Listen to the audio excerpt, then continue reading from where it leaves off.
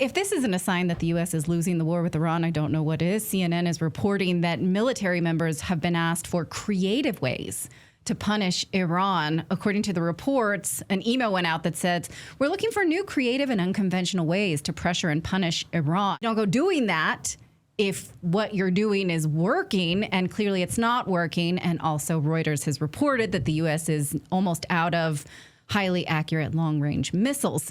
By the way, Hegseth, we should point out, came out and said, that's a lie. You're lying. Okay, we'll talk about that in a second, but there's always sanctions, right? That's one of our favorites. We've been doing that for decades, though, in an impressively cruel way, and yet it's been ineffective at forcing Iran to our will.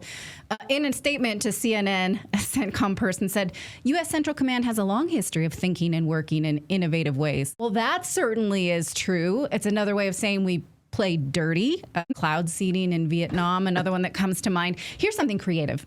Did you know that the CIA once tried to kill Patrice Lumumba, the former prime minister of the Democratic Republic of Congo, by putting cobra venom in his toothpaste? So is that what we're going for here? What do you think of when they're asking for creativity? When I first saw that, I thought, this is fake news. There's no way they would do this.